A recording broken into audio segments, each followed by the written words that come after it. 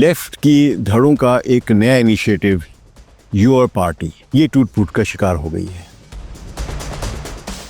इनके आपस के इख्तलाफात खुलकर सामने आ गए हैं। योर पार्टी के तमाम हामियों को ईमेल भेजी गई कि रुकनीत के लिए पोर्टल खुल चुका है।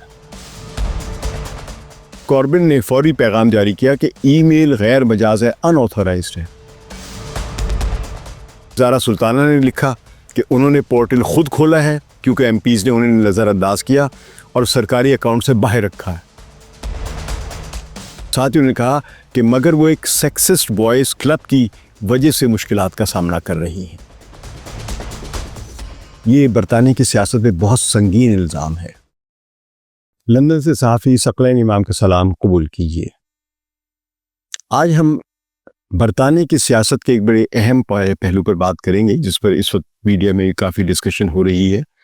वो ये कि लेफ्ट की धड़ों का एक नया इनिशिएटिव योर पार्टी ये टूट फूट का शिकार हो गई है।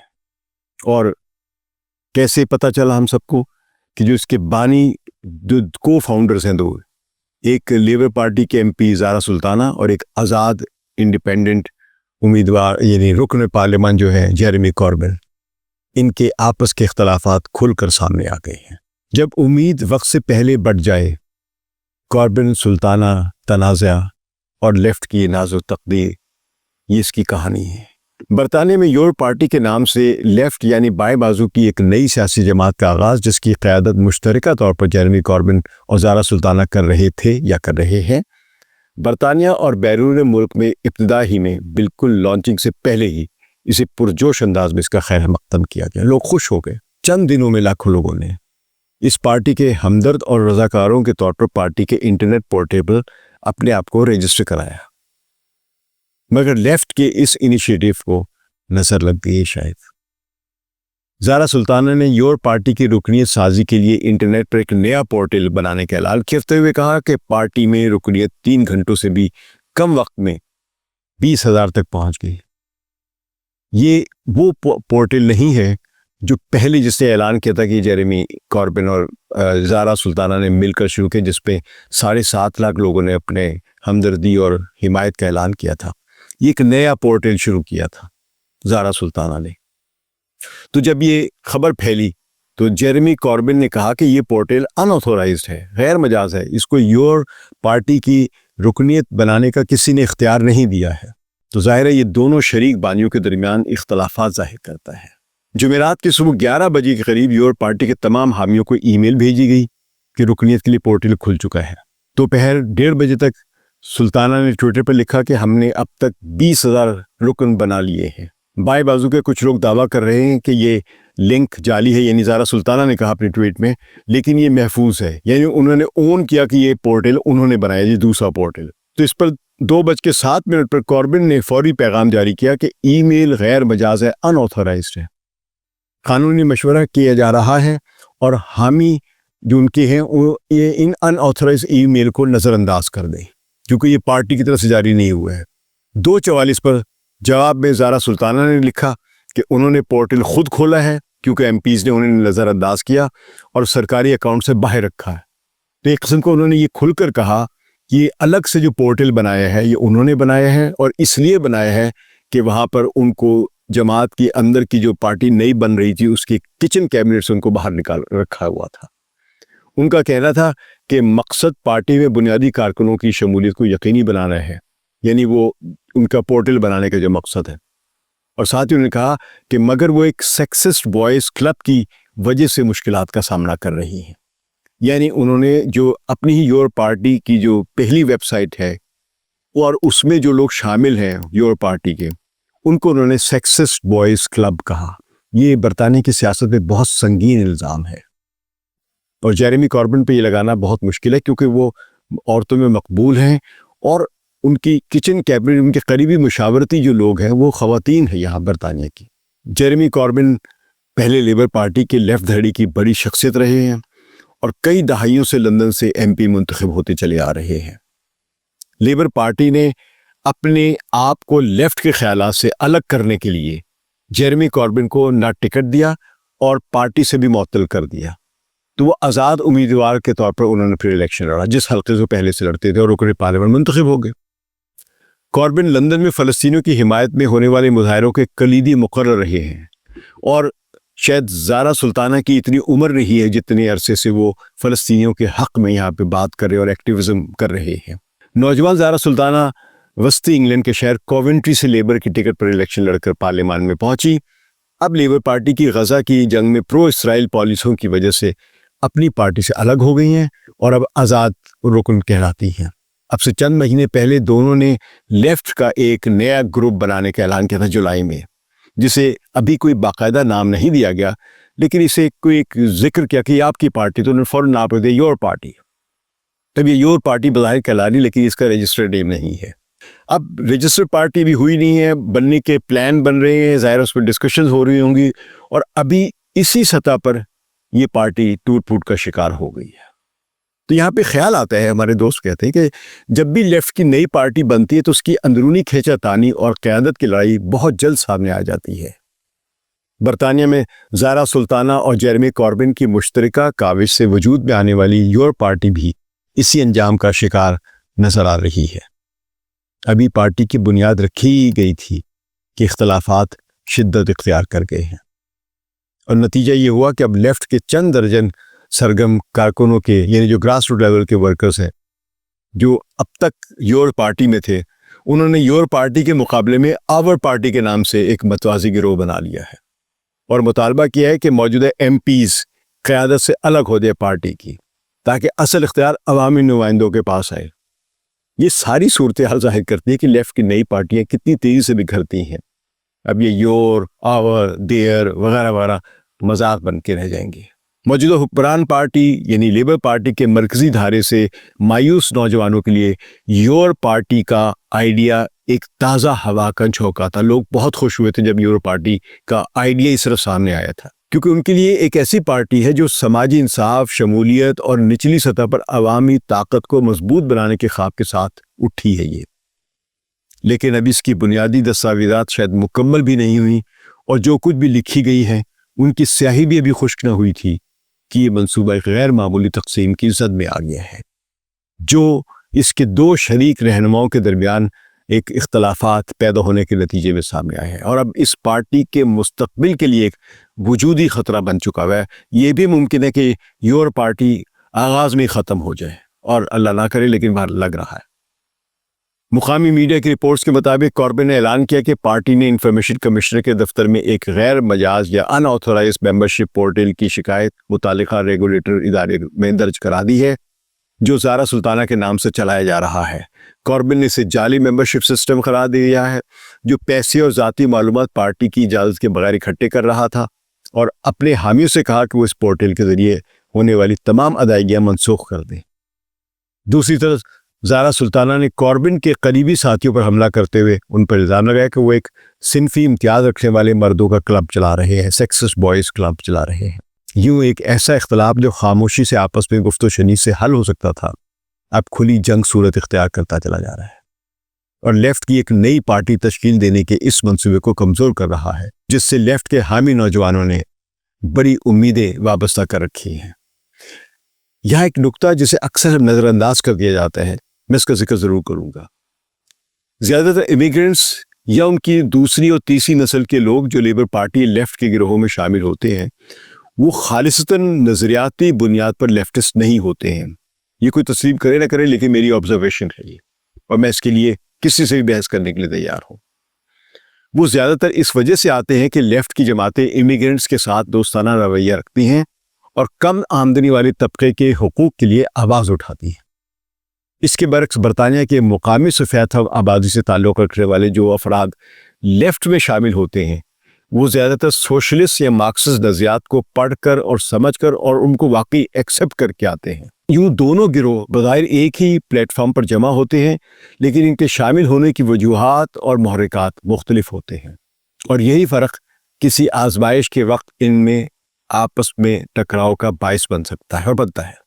لیبر پارٹی یا لیفٹ کی جماعتوں میں کئی مسلم اراکین اپنی نجی زندگی میں انتہا پسند اسلامسٹ بھی ہو سکتے ہیں اور ہیں، نظر آئے ہیں، مگر پبلک لائف میں وہ لیفٹسٹ، سوشلسٹ، نظر آئیں گے اور ایک دوسرے کو کامریڈ کہہ رہے ہوں گے، حالانکہ وہ کامریڈ نہیں ہیں اس سینس میں جس سینس میں ہم لیفٹسٹ یا مارکسسٹ لوگوں کو یا سوشلسٹ لوگوں کو سمجھتے ہیں۔ اس پس منظر میں جب کوئی تحریک نئی ہوتی ہے تو زیادہ نمایاں کرشماتی شخصیات کو غیر معمولی اثر اور کنٹرول مل جاتا ہے۔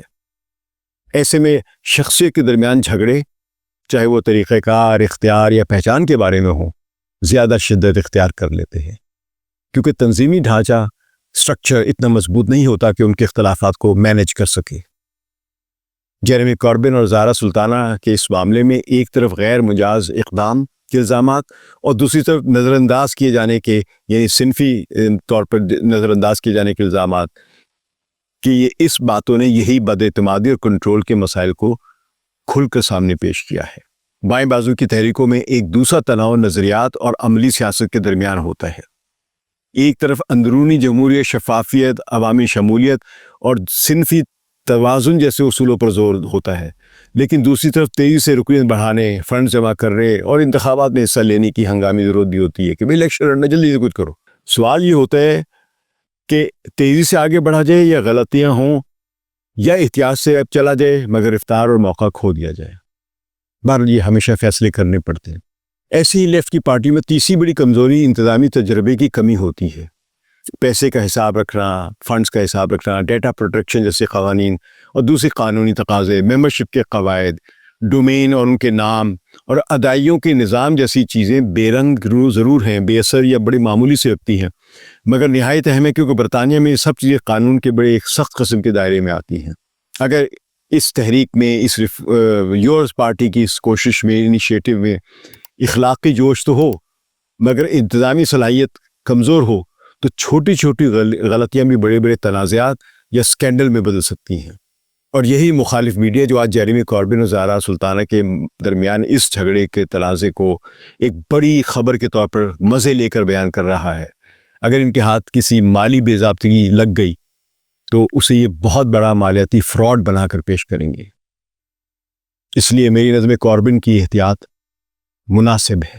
جب حالات ایسے ہوں کہ انتہا پسند رائٹسٹ کے گروہ، وائٹ سپریمیسسٹ، ابھی ٹومی رابنسن کا ہم نے بہت بڑا جلوس دیکھا جس میں سفید فام برتری کی باتیں کی گئی اور اینٹی امیگرینٹس اور اسلامی فوبیا کی نعرے لگائے گئے اور تحریکیں زور پکڑ رہی ہوں ایسی جماعتیں، لوگ، تو لیفٹ کی انسان دوست جماعت کی اہمیت اور بھی بڑھ جاتی ہے۔ پھر جو لوگ انسیکیورٹی کا شکار ہوتے ہیں وہ کوئی ایسا پلیٹ فارم ڈھونڈتے ہیں جہاں پہ جا کے ان کو تحفظ مل سکے، خاص طور پہ ایک ایسے وقت میں جو کہ لیبر پارٹی پہلے ان کا ریفیوج تھی، جو خود بظاہر لیفٹ کی جماعت بھی کہلاتی ہے، وہ امیگرینٹس کے خلاف نعرے کو استعمال کر کے اپنی مقبولیت بڑھانے کی کوشش کر رہی ہے اور نیو لبرل ایجنڈا اپنا کر مزدوروں اور غریب طبقے کے خلاف پالیسی بنانے میں لگی ہوئی ہے۔ تو ظاہر ایسے ماحول میں جیریمی کوربن جیسی بڑی لیفٹسٹ شخصیت جن کی ساکھ صاف اور بے داغ ہے، ان کی قیادت کی ضرورت اور بھی زیادہ بڑھ جاتی ہے۔ لوگ ان کو امید کی نگاہ سے دیکھ رہے ہیں۔ بہرحال جیریمی کوربن اور زارا سلطانہ کے درمیان تنازع کے اس واقعے کو دیکھنے والے کسی بھی شخص کو لیفٹسٹ دھڑوں کی تاریخ فوراً یاد آ جاتی ہے کہ یہ کوئی نئی چیز نہیں ہے، کیونکہ دنیا بھر میں لیفٹسٹ یا لیفٹ کی تحریکیں ابتدا ہی میں پھوٹ کا شکار ہو جاتی ہیں، کبھی تنظیمی ڈھانچے کے سوال پر، کبھی قیادت کی کشمکش پر، کبھی نظریے کے تضادات پر اور کبھی محض شخصی اختلافات پر۔ کبھی بقول ایک لیفٹسٹ، ہمارا ایک دوست ہے، کہتا ہے پارٹی بعد میں بنتی، اختلافات پہلے پیدا ہو جاتے ہیں۔ برطانیہ میں 1981 میں لیبر پارٹی سے الگ ہونے والی ایک سوشلسٹ گروہ نے سوشلسٹ ڈیموکریٹک پارٹی بنائی، اس کی مثال ہے ہمارے سامنے۔ بڑی دھوم دھام سے شروع ہوئی، ابتدا میں عوامی مقبولیت حاصل ہوئی، لوگوں کو امید ہو گئی اور برطانوی سیاست کا منظرنامہ بدلنے کی امیدیں جگیں، لیکن چونکہ اس کے پاس ایک بڑی جماعت کی طرح مضبوط انفراسٹرکچر نہیں تھا، چند ہی برسوں میں یہ کمزور ہو گئی اور آخرکار لبرلز میں یعنی لبڈم میں شامل ہو گئی اور پھر یوں لبڈم کا ایک وجود آیا۔ اس طرح جارج گیلوے کی ریسپیکٹ پارٹی کو برطانیہ کی اینٹی وار تحریک کی نمائندہ جماعت کہا گیا اور اسے برطانیہ کے لبرل اور لیفٹ حلقوں کے علاوہ مسلم حلقوں میں بہت مقبولیت حاصل ہوئی۔ مشرقی لندن میں اس نے ایک انتخابی کامیابی بھی حاصل کی اور نئی طاقت بنتی دکھائی دی، مگر ذاتی اختلافات، قیادت کی لڑائیاں اور کمزور انسٹیٹیوشنل سٹرکچر نے اسے ایک دہائی کے اندر ہی ختم کر دیا۔ یہ صرف برطانیہ نہیں، یورپ میں یونان کی سیریزا اور اسپین کی پوڈیمس تازہ مثالیں ہیں۔ یہ لیفٹ کی پارٹیاں بڑی طاقتور بن کے ابھری. سریزا 2015 میں اقتدار تک پہنچی اور یورپ کے اینٹی آسٹیریٹی لیفٹ کی ایک بہت بڑی امید بن گئی تھی. لیکن جب یورپی یونین اور IMF کی سخت شرائط پر حکومت کرنا پڑی تو اندرونی اتحاد ٹوٹ گیا. کچھ لوگ بہت رومانٹک تھے اور کچھ لوگ ریئلسٹ تھے، آپس میں مل جل کے چلنے کے بجائے ٹوٹ گئے.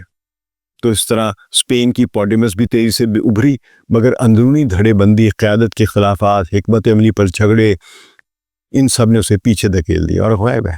البتہ جرمنی کی ایک مثال ذرا سی مختلف ہے. جرمنی کی دی لنکے نے نسبتاً زیادہ دیر پا استحکام دکھایا کیونکہ یہ پہلے سے موجود تنظیمی ڈھانچوں کے ادغام سے بنی تھی. اگرچہ اس میں بھی تقسیم موجود اور اختلافات ہیں لیکن یہ چل رہی ہے. یہ رجحان یورپ تک محدود نہیں ہے. میں ساری دنیا کی بات نہیں کروں گا، لیکن انڈیا میں کمیونسٹ پارٹی آف انڈیا کئی بار ٹوٹ پھوٹ کا شکار ہوئی ہے. 1964 میں ماسکو اور بیجنگ کے درمیان جھگڑے پر تقسیم ہو گئی اور بعد میں مزید چھوٹے چھوٹے دھڑوں میں بٹ گئی. نکسل باڈی لیفٹ پارٹی کی مین سٹریم یعنی کمیونسٹ پارٹی سے بالکل کٹ گئی. کبھی انڈیا کی دوسری سب سے بڑی سیاسی قوت سمجھی جانے والی کمیونسٹ پارٹی آج کمزور اور بکھری ہوئی ہے. اگرچہ کچھ ریاستوں مثلا کیرالہ اور مغربی بنگال نے اس میں ان کا کچھ اثر ہے اور اس کے علاوہ تریپورہ جیسی چھوٹی ریاستوں میں بھی ان کی کچھ نمائندگی ہے، لیکن مجموعی طور پر کمیونسٹ پارٹی آف انڈیا یا اس کے مختلف دھڑے اب اتنا بڑا بلاک بھی نہیں ہے اگر یہ اکٹھا بھی ہو جائے. پاکستان میں لیفٹ ریاستی جبر کا شکار رہا ہے. ہم سن 50 کی دہائی سے دیکھ رہے ہیں. اور پھر اگر جو بچے کچے تھے وہ شخصی جھگڑوں نے ان کو مزید کمزور کر دیا. ولی خان کی شخصیت کو اس سلسلے میں مثال کے طور پر پیش کیا جا سکتا ہے. 1970 کی دہائی کے بعد لیفٹ کئی بار ٹوٹا. ذوالفقار علی بھٹو کی پیپلز پارٹی ابتدا میں لیفٹ کی عوامی جماعت کے طور پہ ابھری، مگر اس سے الگ ہونے والے مارکسی جن کو شکایات بنی بھٹو سے اور مارکسی اور ٹراٹسکیائٹس جو تھے وہ گروہ پھر نہ پنپ سکے، دوبارہ منظم نہ ہو سکے، تقسیم کا شکار ہوتے چلے گئے.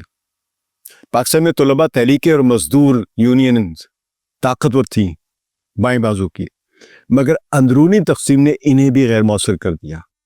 اور یوں جماعت اسلامی اور مسلم لیگ نون سے جڑی ہوئی اور رائٹ قوتوں سے جڑی ہوئی تنظیمیں اور فوج کی حمایت یافتہ تنظیمیں انہوں نے لیفٹ کی جماعتوں کو یا تنظیموں کو یا اسٹوڈنٹس یونین کو دیوار سے لگا دیا.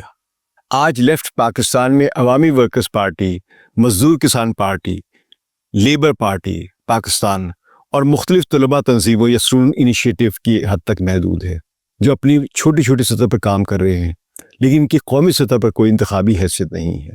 لاہور میں لیفٹ کے معروف رہنما فاروق طارق کہتے ہیں، اور لکھا بھی انہوں نے، کہ پاکستان میں تمام طبقاتی تضادات گہرے ہو رہے ہیں جو لیفٹ پالیٹکس کی گنجائش بڑھاتے ہیں، مگر حقیقت یہ ہے کہ غربت اور مزدور دشمن اور کسان دشمن پالیسیوں کے باوجود لیفٹ اب بھی کمزور ہے.